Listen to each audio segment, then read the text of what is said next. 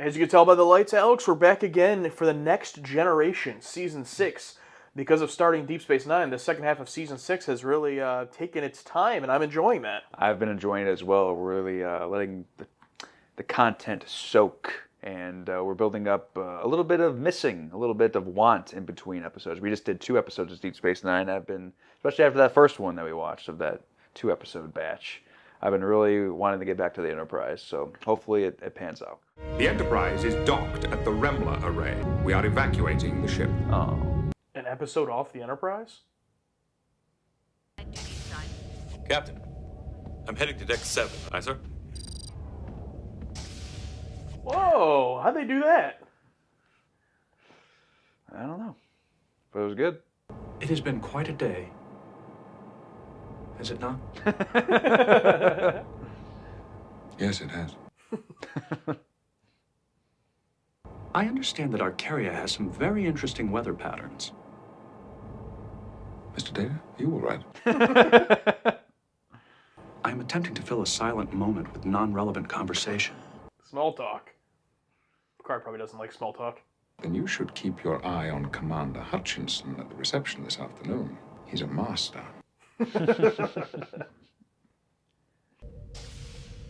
Look at these shots, man. Yeah, this whole sequence has been great directionally. A Will Smith end of the show moment. Hopefully not yet, obviously, but feels like it. Oh, love this score.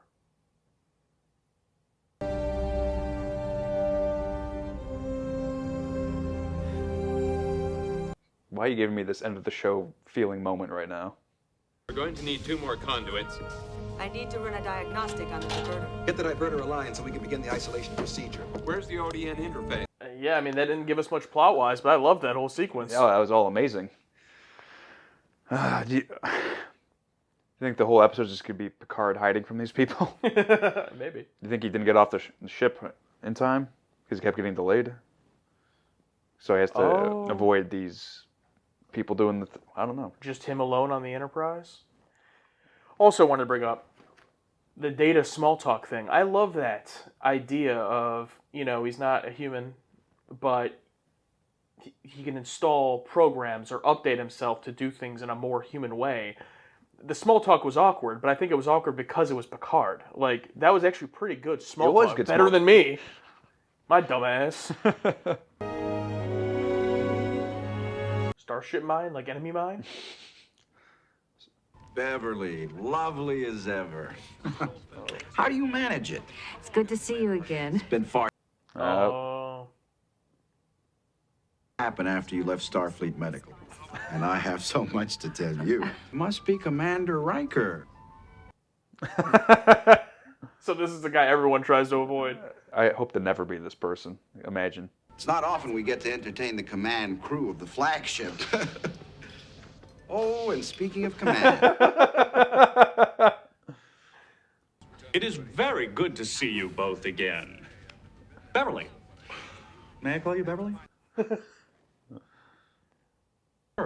That their body temperature is identical to the temperature of the room in which they are standing. The Shellyak, for example. I am telling Shellyak. Jesus. That was great. Looked like Gates and Frakes were actually laughing. I think they're shoot laughing there. either of you interested in ornithology? Well... The mating habits of the Arcarian hornfowl are quite interesting. Oh, I know people like this, dude. Oh.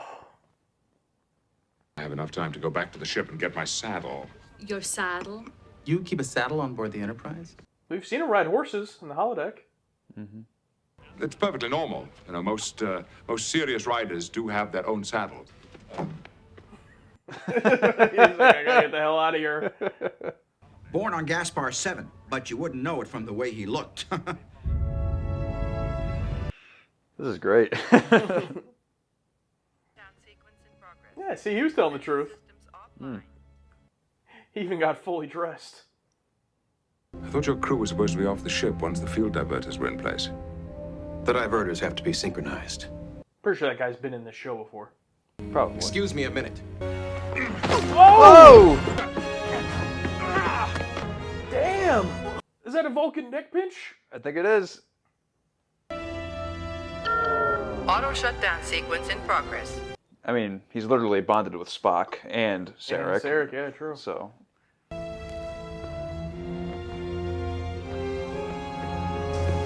Oh, I love the Enterprise with the lights off. Ah. How much radiation is this thing going to get him? I was going to say, would this kill him? For example... Mr. Data, I don't know if you've had a chance to meet our host, Commander Hutchinson. Call me Hutch. The light in this room would make color selection exceptionally problematic. Precisely. Kelsey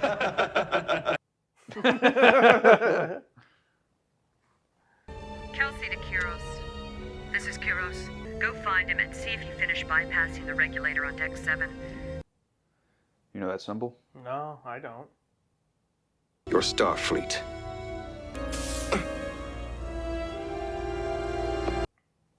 Hypo sprayed him. Seems you're right. I won't kill you, but I don't have to save you.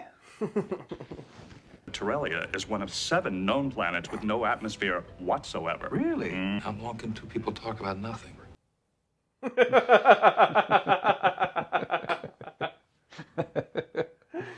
Horton, now!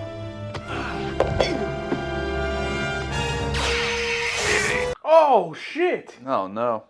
What is going on? Not Hutchinson! Oh. Stay right where you are. Also, where did Beverly go? She just leave? Oh, yeah. She was there earlier. Found him on Deck 7. Who are you? My name is Mott. I'm the barber.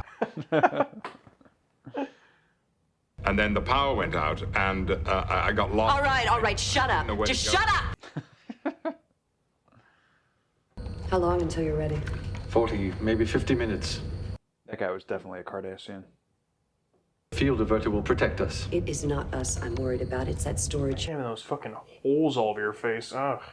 Hmm. Think he breathes through all of them? When he gets like a cold, some of them get stuffed, but not all of them.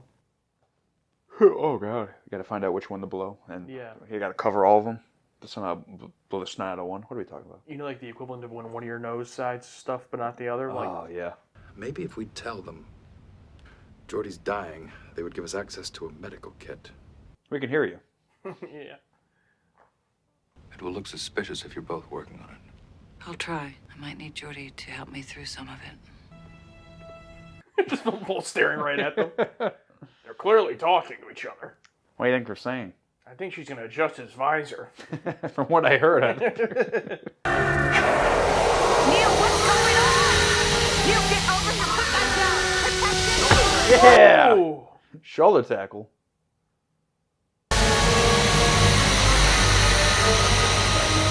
Oh, this looks so cool in the dark.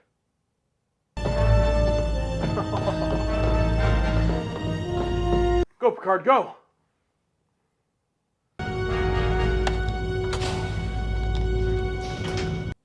Oh, there you go. Magnetic handle. Oh, no. Can't go that way. It just stays there. Dies.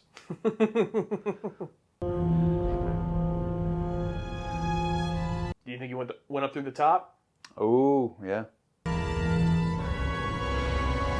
Or the bottom? Ah. Oh.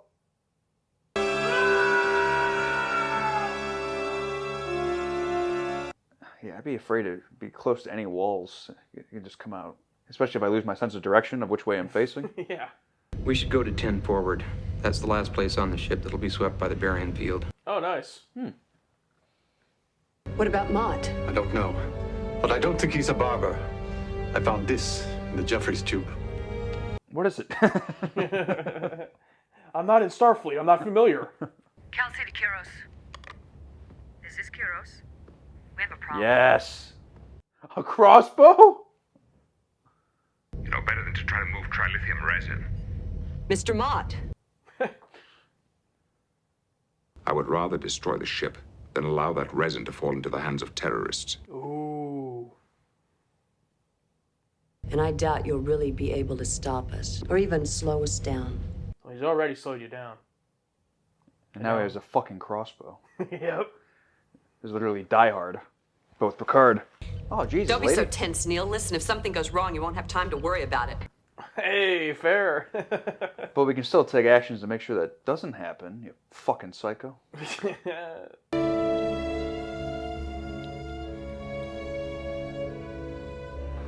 Some sort of poison? Like they're shooting him with the arrows not enough. He's gotta fucking poison him. What's wrong? We have to find another way up. The rungs are cut. Oh, I didn't even see that. Are they implying that Picard cut all of the rungs? I guess so. He does have that laser thing. Well, it'd take a lot of time. If I were you, Mr. Mudd, I'd be trying to find another way off this ship. I think you have a ship coming for you. I plan to be on it. I don't think there's going to be room for both of us. I'm sorry to hear that. Send your regrets. Damn, dude. Badass Picard, Fuck bro. yeah. Now, the first thing I think we need to discuss is this. Oh, strike. Damn. Riker got taken out by guard number 2. This guy looks like Liquid Christian. I don't know if you know who that is, but someone will get that. Oh! The poison dart? That dot was dipped in MRSA. You're now sick. Put your weapon down. Damn, dude. God damn it, all that just for one shot, then he's done? Every time he makes progress. This way. Come on, Picard. You gotta pull a Kirk. If there's any time, there's now. Smack it out of her hand. Or try to rizz her up and then punch her. And then, yep, exactly. Kiss her and then punch her. Mm-hmm. There shouldn't be any problem. That's all I wanted to know. Oh. Damn, lady. No honor among thieves. It's like the Dark Knight opening sequence. Man, imagine being that Neil guy. It's like you just did all this work for her, you should get killed. Well, that's what you get for being a bad guy. Now. But then isn't the ship the one that's going to pick up Picard? So if Data stops it, what's he going to do? Yeah. Open the door. Dude, what if Guinan was still in here? Well. What happened? Take that fucking Halo gun. Oh, yeah. The bad special effect. He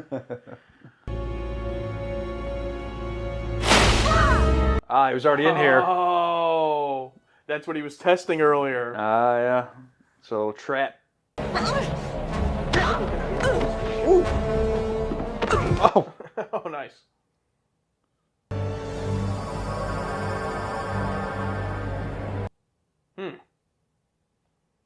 Deactivate the Variant Sweep.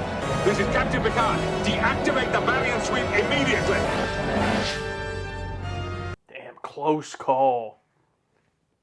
I know they won't get very far. Oh, he took the thing off the trilithium. Here they go.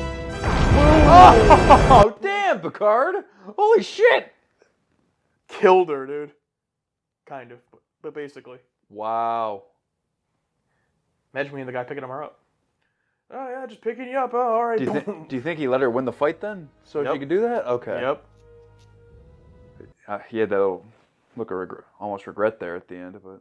Hold still. You have a nasty little cut here. But like he said, he would have rather blown up the whole ship than to let them get that, so... Yeah.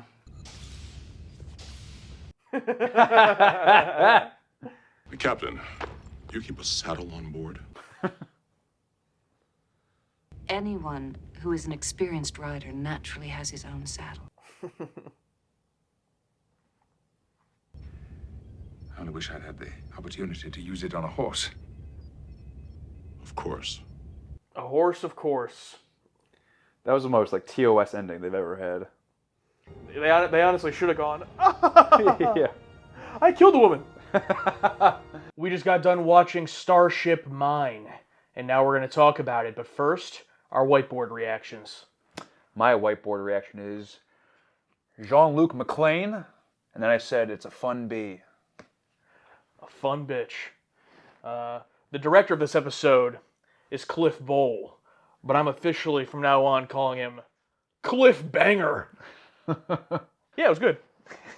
Yeah, it was fun. I mean, it's not life-changing or anything. I think this is one of those fun ideas. What if the Enterprise was hijacked and just Captain Picard was left there, but he didn't know he was captain? It doesn't get into too crazy with the details. We don't know who these people are. They're just selling this trilithium crap, which is waste from the engines, for profit. And Picard wants to stop that because it could be used as a terrorist weapon. On the other side, we get to see Data have fun with this small talker at this little conference that they're at while the Enterprise is being fixed up. It's just a fun episode, not to be taken too seriously or too deep. It's just a fun little B-movie action plot with the Enterprise crew, which I'm totally fine with those ideas. Yeah, I put Cliffbanger on the whiteboard, but I don't know if I would classify this as a B when we get to the tier list. It might be higher because there really isn't anything about this episode I disliked or had problems with. I thoroughly enjoyed all of it, and there's so many little things that I enjoy, but I'll start off with the Data arc of the small talk, starting with him in the turbo lift with Picard, and then him meeting that character who won't shut up, which everyone knows someone like that, or maybe multiple people, especially in professional workplaces, and him adapting to him and them, kind of going off each other. When Data was talking small talk with Beverly and Riker, and they were legit laughing, that was also great, and it's not even the main point of the episode. I love stuff like that. Yeah, watching Data try the small talk. I think just introduction scene was so great because first scene of the show too. Picard is just trying to get away the entire time, and everyone's asking him questions, and he escapes into the elevator, but Data's there, and just Data trying to do small talk, and Picard's so concerned. Data, you all right? And it is kind of weird that they just let Data loose on this guy and pretty much openly mocking him. Another thing about this episode is the audio spatials. Like Riker, Beverly, Geordi, and Data just openly talking about this plan, maybe 5 feet away from the guys with the guns are watching them. It was classic Star Trek whisper, going all the way back to TOS. One of the best examples of it. Yeah, and Data talking to Beverly and Riker, clearly mocking this guy. And those people aren't self-aware anyway, so they wouldn't have caught on to it. But they're just, 5 feet away. You'd think someone is he mocking me? Yeah, I loved it all so much, and it was funny because it's one of those TV things where when they're doing the scene of trying to be elusive from was it Romulans that had guns to them, or just it was just random species? It was just a random species. Yeah, and they do things like Riker would be like, like pretending like they're whispering or like turned away. But in the show, they have to turn up the audio so that the audience can hear it. So they don't come off like they're really whispering, even though their physical reaction looks like they're trying to mask it. So it's like a suspension of disbelief type thing. But it is funny and it is silly. But I did really like that idea for a plot of like you're locked in a room with these people. We have to formulate a plan without them catching on. It could have been executed better. But I liked the idea. Yeah, I think they tried to write it away with the line. When I rewatched it today, they said, maybe because Geordi found the weapon too early, maybe they're not prepared or ready to even know what to do yet. I don't know, maybe it's one of those. I find it funny that they kill Hutch. They shoot at Hutch, but when they shot Geordi, it just injured him. Like, after like the commercial break, it comes back. It cuts to like a blanket over Hutch laying on the ground, but Geordi survived, I guess, because he shot both of them. They killed the small talk guy? I am pretty sure he did. Yeah, because they shoot him, they shoot Geordi. Commercial, come back. There's a blanket over a body. We can only assume that's Hutch. We never see him again. Oh my god. Yeah. I didn't even put that together. That's crazy. Yeah. Now I feel kind of bad for him. Yeah, he was just getting roasted on his entire party that he's hosting for the Enterprise, and he gets fucking murdered. Damn, that's a downer. He was someone that looked like he would be insufferable in real life, but I didn't want him to die. I mean, he seemed like a nice guy. Yeah, he seemed nice, just didn't know when to stop talking. But I also loved, you brought up the Picard stuff in the opening scene, when he's trying to escape the party and he brings up his saddle. And the whole thing with the saddle, it was almost like a running gag throughout the whole episode. When he first brought it up, I'm thinking like, okay, maybe he does have a saddle, but it's just obvious BS to get away from this guy, to go. And then he actually comes out with the saddle. This giant fucking saddle. Yeah, it's cute. Everyone's bringing it up, and then at the end, when Worf comes back from wherever he was, settle, and then Beverly, Riker, and Troy all chime in. It's very important for a writer to have his own saddle. It was the most TOS ending ever. It was kind of like a little nod to, probably not intentional, but it felt like a nod to TOS. Those Yeah, like they could have all yeah, instead of poking fun at Spock, they're poking fun at Worf for him having the butt of the finale of whatever. Yeah, because he wasn't there, because he excuses himself from the party, and then Geordi tries to, and Picard says no. And it's funny, in Tapestry, we were talking about choices and how they change your life, and you think about it, Geordi ends up saving Picard at the end, so if Picard had let Geordi excuse himself from the party, who knows, maybe Picard dies. Yeah, That's a good point. I'm sure Worf could have overpowered those two clowns somehow. Well, if you let them both off, Yeah, but I'm saying, if you switched them too, yeah, who knows? But you said that during the episode reaction too about Worf, and I'm like, they would have just punched him. They would just like nerf Worf. In a real scenario of what would really happen, Worf would take him out, but in the show, he's so nerfed, it's annoying. Yeah, unless it's his own episode, he's nerfed. What do you think about this whole Picard willing to blow up these people? I love the ending. I love that they set up earlier on, I would destroy this whole ship before I let that get into, enemy hands or terrorist hands. And then when he sees that's what's going to happen, it's not like he's killing them out of, malevolence or thinks they deserve to die. He just knows it cannot get out. So instead of the Enterprise being the casualty and him being the casualty, they're the casualty. Do you really think that she went up them in battle and that was the only thing he can do? I think he could have subdued her. He took out that first guy he took out pretty easily, but he couldn't take out her. Do you think he intentionally lost to her? Intentionally lost so he can blow her up? I hadn't thought about it like that, but I might actually agree with you in the sense that what he says his original plan is to get onto that shuttlecraft that she was going to use. Yep. Realistically, how would that have worked for him? Like, he puts the transporter thing on, they beam him aboard, and then he's just there with these random people. I feel like maybe that was actually his plan the entire time. Maybe. It was a pretty well thought out plan. He set the traps in 10 forward, and then he was able to shoot the one guy with that bow and arrow, and then was his plan to get caught, because then the plan then leads them to 10 forward with him leading. So, he did also cut the rungs. So, was it his plan to kill that guy and get caught? I was rewatching it today. I'm like, how much was of this plan was executed perfectly, and was him losing and just ripping off that thing, hoping it didn't blow up before? He looked pretty nervous, like after he lost the fight, and she's standing there with the trilithium thing. He looks like pretty shook up. Like, if she moves too much right now, we're gonna fucking die. If it was all part of the plan, it worked out pretty perfectly. I think it's probably both.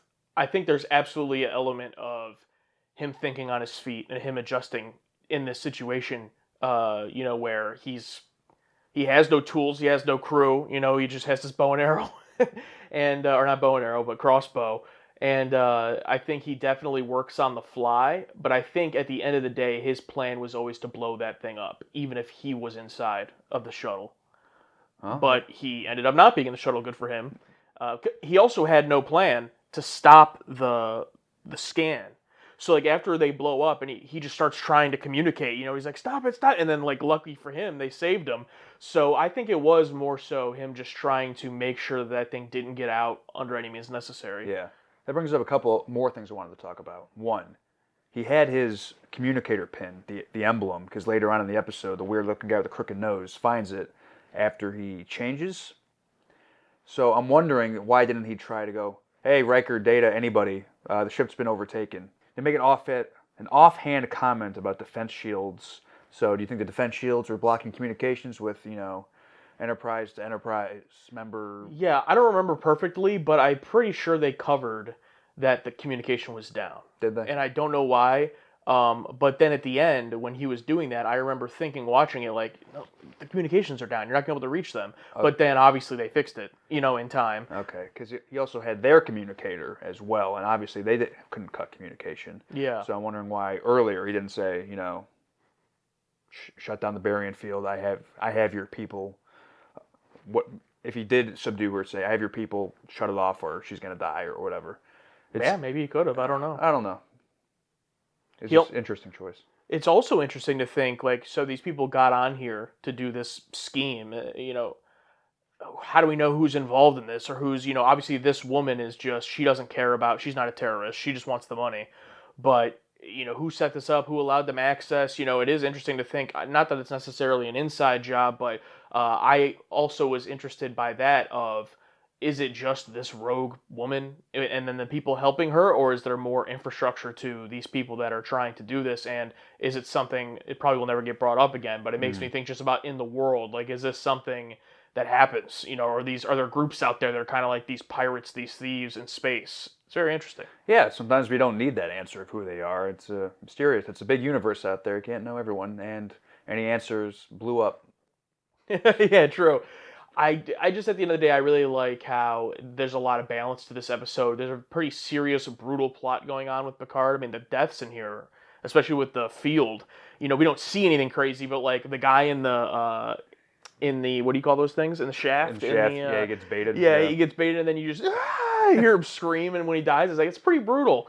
He shoots the guy with the arrow in the knee. A lot of brutal stuff going on. And then on the other side, the comedy with Data and the small talk and Hutch, all of that was great. So there's a lot this episode has to offer, and not a ton that I felt it really fell short on. Is it my favorite episode of all time? No, but I just thoroughly enjoyed it. It's a good one for sure. Yeah, solid banger. I'll bring up from Phil. First of all, there's a whole bunch of people that reference Die Hard in their takes, so we'll get that out there now. Yes, Die Hard. But Phil says, Die Hard starring Mott the Barber. We didn't bring up the fact that he says his name is Mott the Barber. Oh, yeah, Mr. Mott. What a great random, if you've never seen TNG and you see this episode, you just think that's a random made-up name. But no, Mr. Mott, actual character. I love that continuity. And he's a Bolian, isn't he? Yeah. And Cliff Bole directed this. Oh, got us again. All right, I'll read this from Colin Meaney. The Star Trek version of Die Hard. I used to love this episode, but the older I get, the less I care for it. The terrorist leader is annoying and needlessly reckless. Picard is not an action hero. I will agree about the terrorist leader. She was very one-note and pretty annoying. And the other guy with her wasn't that great in his performance either, but I will argue that I think Picard is an action hero in the right circumstance. I thought Picard was great here. I loved him. He's not Kirk, and he's not John McClane. Is that his name? Yeah. But he's still a badass, I think. He acted well within his character of how he would do things. He wasn't in a Robin Hood outfit and acting ridiculous. He was acting how Picard would act. Yeah.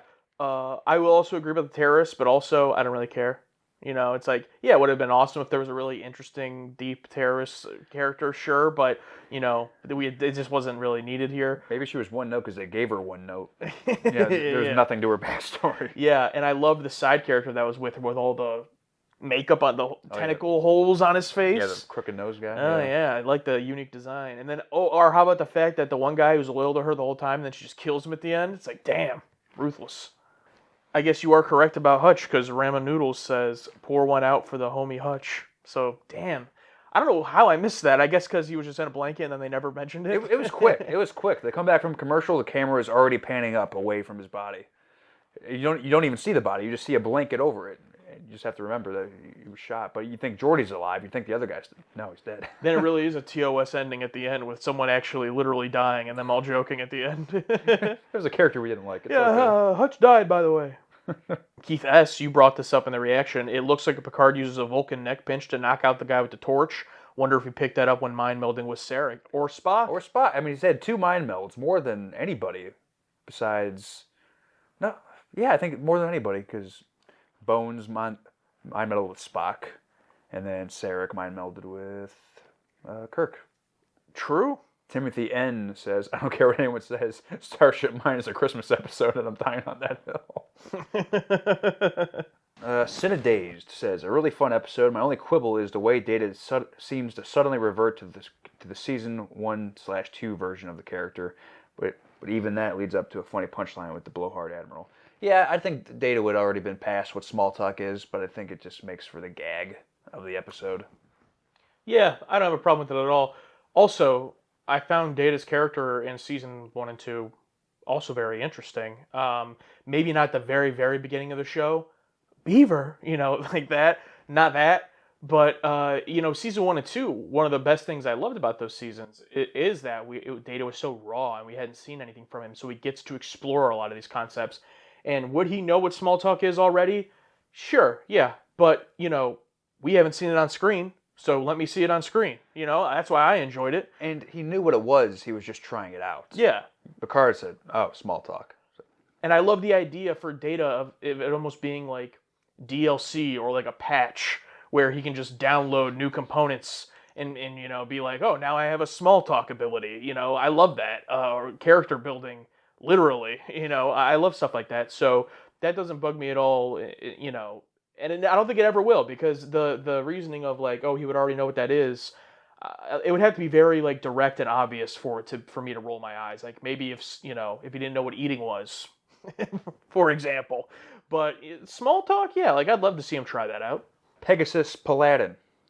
This is a skip for me every rewatch. Like the Federation doesn't have better intelligence and oversight of their flagship. The Mott joke is the bright spot in the episode, which I think you will both find hilarious. Yeah, I think for me, this is one of those things where, again, I don't care. Like, the Federation doesn't have better intelligence and oversight for their flagship. Not for this TV episode to work. I don't really care about that stuff, Sorry. They said they've been planning it for months, and obviously they had plenty of infrastructure, all these different species. The people that were working with Hutch knew about it. And sometimes when you spring a trap into motion, you can plan all you want, but it ends up going to shit. Like, I think American Animals is one of my favorite examples of that. Yeah, for sure. You go like months of planning, it starts happening. Fuck, something goes wrong. That's a great movie if you haven't seen it. So, I mean, yeah, it's the flagship, but also you have to think it's the flagship, but compare to the rest of Starfleet. Besides the crew of Deep Space Nine, they're all shit. Yeah, and I also just don't care generally, because I think there have been episodes in the past where people have brought things like that up as to why they might dislike an episode as like, this isn't believable because of this. And I would say, just for me personally, 90% of the time, I don't care. As long as it serves the story of the episode and it's not out of bounds ridiculous, then I'm okay rolling with it, because that's just how I view it as a TV show. And, I'm not going to sit here and try to hold them to all of these consistencies. I wouldn't rather the show be extremely boring and uneventful and go, well, at least all of their, at least everything makes sense.